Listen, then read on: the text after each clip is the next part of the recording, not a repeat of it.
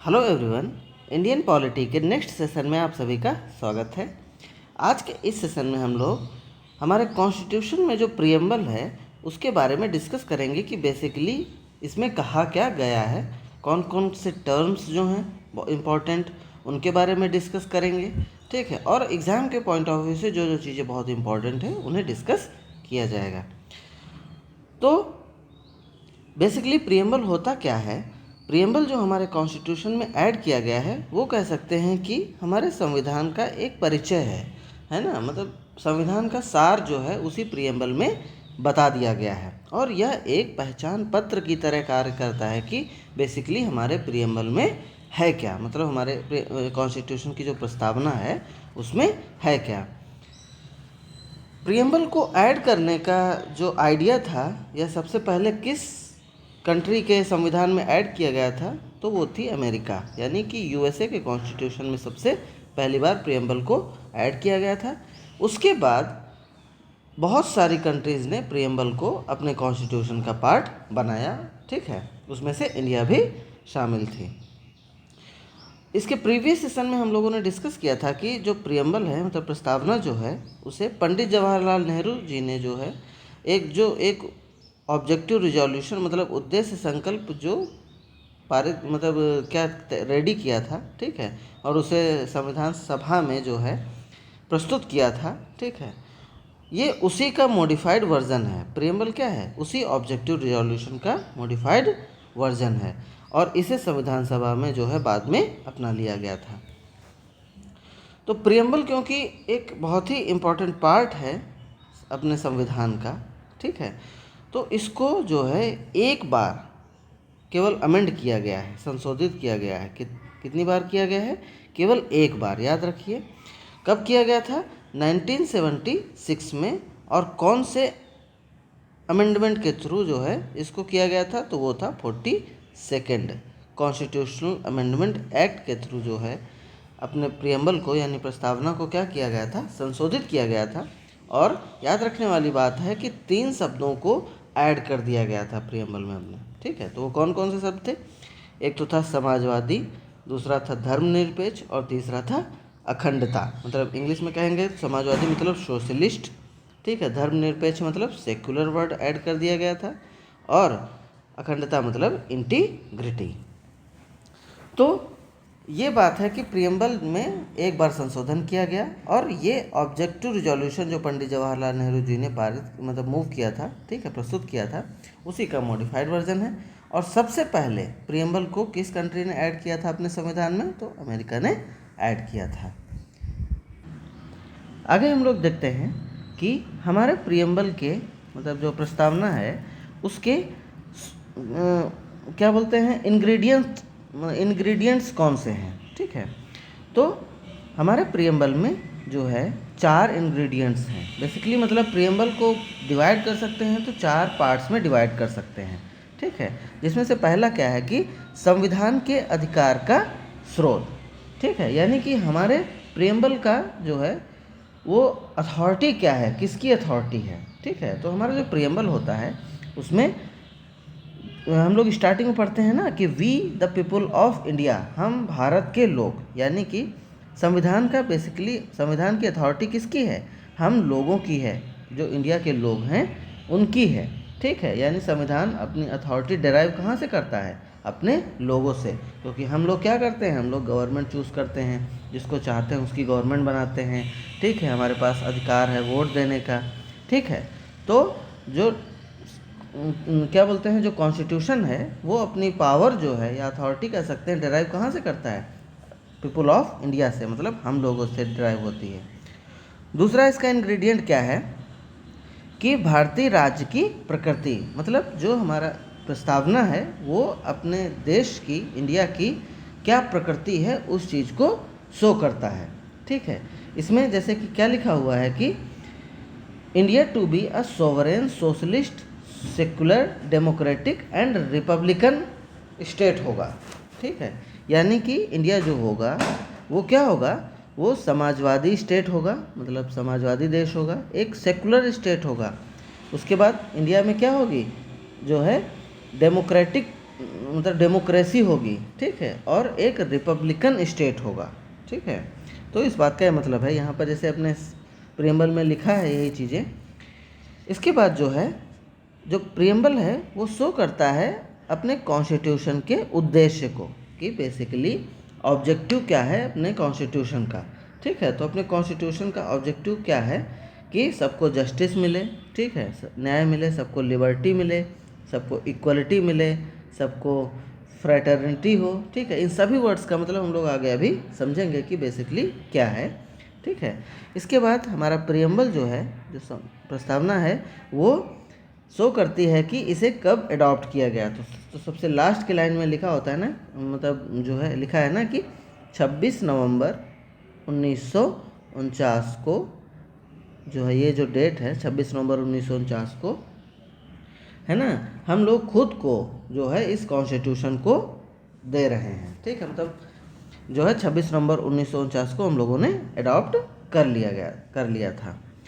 तो आगे जो है हम लोग अब जो प्रियम्बल है उसमें जितने भी कीवर्ड्स हैं उनके बारे में पढ़ेंगे। तो वो कौन कौन से कीवर्ड्स हैं एक बार आप पढ़ लीजिए। सोवरेन मतलब संप्रभु, सोशलिस्ट मतलब समाजवादी, सेक्युलर मतलब धर्मनिरपेक्ष, डेमोक्रेटिक मतलब लोकतांत्रिक, रिपब्लिक मतलब गणतंत्र, जस्टिस मतलब न्याय, लिबर्टी मतलब स्वतंत्रता, समानता और बंधुत्व। तो अब हम लोग क्या करेंगे, एक एक वर्ड्स को यहाँ से उठाएंगे। सबसे पहले सोवरेन को उठाएंगे, फिर उसके बारे में जो है डिटेल से समझेंगे कि उसका मतलब हमारे संविधान में क्या दिया गया है। इन वर्ड्स को समझना इसलिए ज़रूरी है क्योंकि आगे जितनी भी पॉलिटी पढ़ेंगे वहाँ पर इन वर्ड्स के बारे में जो है, ये वर्ड्स बार बार आएंगे, ठीक है। तो अगर हमें इन वर्ड्स की डिटेलिंग नहीं पता होगी तो हम लोग क्या करेंगे, हम लोग समझ नहीं पाएंगे कि बेसिकली कहा क्या जा रहा है। तो सबसे पहला वर्ड है सोवरेन मतलब इस वर्ड का मतलब होता है कि जो भारत है, ठीक है, मतलब इंडिया है, वो किसी अन्य राज्य पर निर्भर नहीं है किसी चीज़ के लिए, ठीक है। निर्भरता का मतलब ये नहीं है कि जो है हम किसी से सामान नहीं ले सकते हैं, ट्रेड नहीं कर सकते हैं। निर्भरता का मतलब क्या है कि इंडिया जो है वो अपने डिसीजन खुद ले सकता है, किसी और के प्रभाव में डिसीजन लेने की ज़रूरत नहीं है, ठीक है। किसी और के प्रभाव में लोग डिसीजन कब लेते हैं, या कोई देश डिसीजन कब लेता है, जब उसके किसी जो है दबाव में होता है, ठीक है। मतलब कहने का क्या है कि सपोज दैट अगर जैसे श्रीलंका ने क्या किया, चाइना से बहुत सारा लोन ले लिया, ठीक है, बहुत सारा पैसा ले लिया, अब वो उसको चुका नहीं पा रहा है। जब चुका नहीं पाएगा तो चाइना जो कहेगा श्रीलंका को वो करना पड़ेगा, यानी कि अब उनकी जो है पॉलिटिक्स में, ठीक है, कंट्री की जो पॉलिटिक्स है श्रीलंका की, उसमें वो श्रीलंका खुद डिसीजन ले नहीं पा रहा है। तो इंडिया क्या है, क्योंकि सोवरेन है, संप्रभु है, उसके पास खुद जो है खुद के डिसीजन लेने की क्षमता है, ठीक है। और इसका मतलब ये भी होता है कि हम लोग जो है वो कम्प्लीटली फ्री हैं, ठीक है। सोवरेन होने का एक और मतलब ये चीज़ होता है कि हम लोग मतलब इंडिया जो है वो किसी भी देश की टेरिटरी का मतलब उसका क्षेत्र का, जगह का क्या कर सकता है, अधिग्रहण कर सकता है, या फिर अगर चाहिए तो वो अपना क्षेत्र उसको दे भी सकता है, ठीक है। जैसे इंडिया ने जो है 2015 या 16 में क्या किया था, बांग्लादेश को कुछ एक्स्ट्रा पार्ट जो है दे दिया गया था अपने रिलेशन को बांग्लादेश के साथ इम्प्रूव करने के लिए, ठीक है। तो एक सोवरेन कंट्री ही ऐसा कर सकती है। अगर हम लोग किसी के अंडर में हैं, जैसे कि 200 सालों तक, मोर देन 200 ईयर हम लोग जो है अंग्रेज़ों के अंडर में रहे, तो उस समय हम लोग सोवरेन नहीं थे, हम लोग अपने डिसीजन खुद ले नहीं सकते थे। अगर हम उस समय ऐसा नहीं था कि हम इंडोनेशिया को, ठीक है, या बांग्लादेश को अपनी तरफ से अपनी ज़मीन दे दें, ठीक है, तो हमें पूछना पड़ता, या अंग्रेज़ों से क्या क्या लेना पड़ता था, डिसीजन लेना पड़ता था कि जो है हम उन्हें दें या ना दें, क्योंकि हम लोग मतलब जो है सोवरेन नहीं हैं। तो हमारे प्रियम्बल में जो है इस वर्ड का, सोवरेन वर्ड का ये मतलब है। नेक्स्ट वर्ड जो है वो है सोशलिस्ट यानी समाजवादी। इस वर्ड को 1976 में, पहले नहीं था, 1976 में कॉन्स्टिट्यूशन 1976 में 42nd कॉन्स्टिट्यूशनल अमेंडमेंट एक्ट के द्वारा जो है अपने संविधान में जोड़ा गया था। ठीक है, 1976 में जोड़ा गया था। तो इसका मतलब ये नहीं था कि उसके पहले हमारा जो इंडिया है वो सोशलिस्ट नहीं था, उसके पहले भी सोशलिस्ट था। ठीक है, सोशलिस्ट का बेसिकली मतलब क्या होता है कि हम लोगों को फ्रीडम है, ठीक है, कि इसमें जो है हम लोग जो है प्राइवेट सेक्टर, ठीक है, और गवर्नमेंट सेक्टर, सभी लोगों को आज़ादी है। मतलब प्राइवेट गवर्नमेंट सेक्टर के साथ साथ प्राइवेट सेक्टर्स को भी आज़ादी है कि वो अपने हिसाब से अपने काम जो है वो कर सकते हैं, साइड बाय साइड एक साथ जो है वो चल सकते हैं।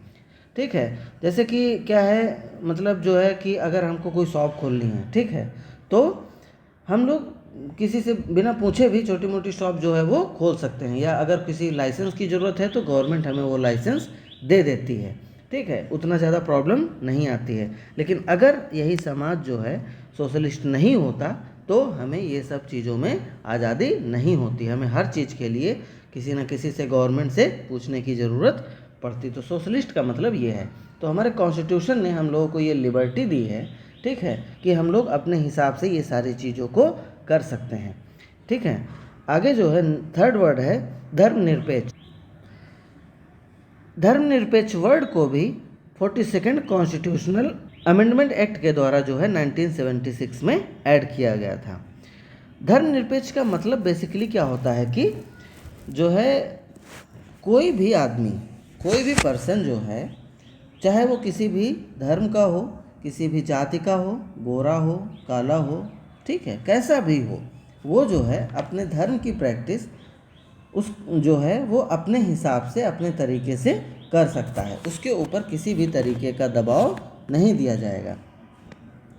कोई भी धर्म अपने यहाँ पर, चाहे हिंदू हो, मुसलमान हो, सिख हो, जैन हो, ईसाई हो, बुद्ध हो, चाहे ज़्यादा आबादी में हो, चाहे कम आबादी में हो, ठीक है, वो अपने धर्म की प्रैक्टिस जो है पॉजिटिवली किसी भी तरीके से जो है वो कर सकते हैं। इसके लिए जो क्या बोलते हैं, आर्टिकल 25 से आर्टिकल 28 के बीच में जो है प्रावधान दिए गए हैं, फंडामेंटल राइट दिए गए हैं। ठीक है, जब फंडामेंटल राइट्स हम लोग मौलिक अधिकारों के बारे में पढ़ेंगे तो वहाँ पर डिस्कस करेंगे कि क्या क्या प्रावधान जो हैं धर्म सेकुलर स्टेट को लेकर के दिए गए हैं। ठीक है, तो धर्मनिरपेक्ष का मतलब होप्स आप समझ गए होंगे कि कोई भी व्यक्ति किसी भी धर्म का हो, वो उसकी प्रैक्टिस जो है वो अपने हिसाब से कर सकता है, कोई प्रतिबंध नहीं रहेगा, पॉजिटिव तरीके से। आगे जो वर्ड है जो अपने प्रियम्बल में है वो है डेमोक्रेटिक, मतलब लोकतांत्रिक। अपने यहाँ पर जो है वो डेमोक्रेसी कैसी है, पार्लियामेंट्री डेमोक्रेसी है। ठीक है, कौन सी डेमोक्रेसी है, पार्लियामेंट्री डेमोक्रेसी है। इसमें क्या होता है कि जो एग्जीक्यूटिव होता है वो रिस्पॉन्सिबल होता है लेजिस्लेचर को लेकर के। ठीक है, और लोकतांत्रिकता का क्या मतलब होता है कि हम लोगों के पास सिटीजनशिप है, सिंगल सिटीजनशिप है। इसके अलावा यूनिवर्सल एडल्ट फ्रेंचाइज का प्रावधान है, यानी कि जो भी व्यक्ति 18 से कोई भी व्यक्ति जो है जो 18 या 18 साल से ऊपर है, ठीक है, वो इलेक्शन में वोट दे सकता है। इसके अलावा लोकतांत्रिक होने का क्या मतलब होता है कि हमारे यहाँ पर पीरियोडिक जो है वो इलेक्शन होते हैं। जैसे कि ऐसा नहीं कि चाइना की तरह जो है, चाइना में भी इलेक्शन होते हैं लेकिन उतना पार्शियल नहीं होते हैं, मतलब वो फ्रीली नहीं होते हैं। जैसे कि उन्होंने शी जिनपिंग ने जो है घोषित कर दिया है कि जब तक वो हैं तब तक वही वहाँ के जो है प्रेसिडेंट रहेंगे। इसके अलावा जो है रशिया में पुतिन ने भी डिक्लेयर कर दिया, ये सेम चीज़ जो है डिक्लेयर कर दी है। लेकिन अपने यहाँ पर क्या होता है कि पीरियोडिक इलेक्शन होते हैं, हमारे पास चॉइस है, हम चाहें तो किसी को भी बदल सकते हैं कभी भी, जो है जब भी इलेक्शन होगा तो हम उसको चेंज कर देंगे। ठीक है, हमारे यहाँ जुडिशरी जो है वो इंडिपेंडेंट है। ठीक है, उस पर ज़्यादा किसी का दबाव होता नहीं है, सुप्रीम कोर्ट जो कहेगा वही मानना पड़ेगा। तो हमारे जो प्रेम्बल है उसमें लोकतांत्रिक जो वर्ड ऐड है तो उसका ये मतलब है। ठीक है, तो आगे देखते हैं। नेक्स्ट वर्ड जो है वो है गणतंत्र यानी रिपब्लिक। इसका मतलब ये है कि जो है भारत में एक निर्वाचित प्रमुख जो है वो होगा, जिसको हम लोग राष्ट्रपति कहेंगे। ठीक है, जहाँ पर भी ऐसा होता है वहाँ पर क्या होता है, रिपब्लिक स्टेट में होता है कि जो है वहाँ पर एक राष्ट्रपति होता है ना, और उसको अप्रत्यक्ष रूप से अपने यहाँ पर इनडायरेक्टली जो है राष्ट्रपति को, हम लोग राष्ट्रपति के चुनाव के लिए वोट नहीं देते हैं, ठीक है, इसीलिए उसको इनडायरेक्टली सेलेक्ट किया जाता है राष्ट्रपति को, और उसकी अवधि कितने साल होती है, 5 साल की अवधि होती है। ठीक है, जैसे कह सकते हैं कि जो डेमोक्रेटिक पॉलिटी होती है उनको 2 पार्ट में डिवाइड कर सकते हैं, या तो जो है वहाँ पर मोनार्ची होगी, ठीक है, या फिर वहाँ पर कोई मतलब रिपब्लिक होगा। ठीक है, मोनार्की मतलब क्या है कि जैसे कि ब्रिटिश हो गए, वहाँ पर अभी भी क्या है, किंग या फिर क्वीन है। ठीक है, क्वीन होती हैं, या फिर जहाँ जहाँ मतलब कि मोनार्ची में कहीं कहीं किंग है, कहीं कहीं पर क्वीन है।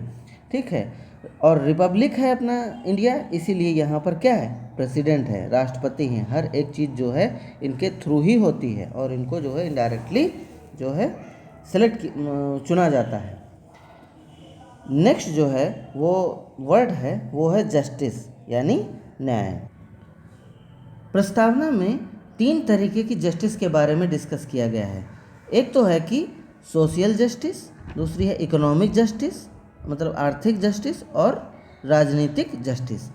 इन तीनों को यानी कि सामाजिक, आर्थिक और राजनीतिक जस्टिस को अपने मौलिक अधिकारों तथा नीति निर्देशक जो सिद्धांत हैं इनके द्वारा प्रोटेक्ट किया जाता है।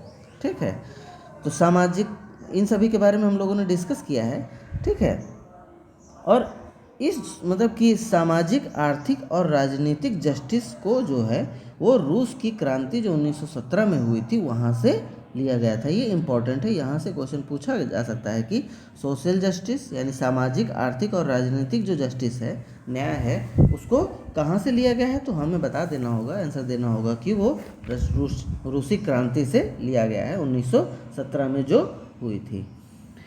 नेक्स्ट वर्ड जो है वो है लिबर्टी, यानी कि स्वतंत्रता।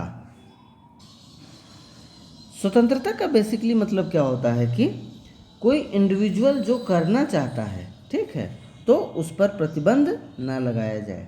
ठीक है, साथ ही उसे, स्वतंत्रता का मतलब केवल इतना नहीं होता है कि प्रतिबंध ही उस पर ना लगाया जाए, इसके अलावा उस इंडिविजुअल व्यक्ति को विकास के अवसर भी प्रदान करना।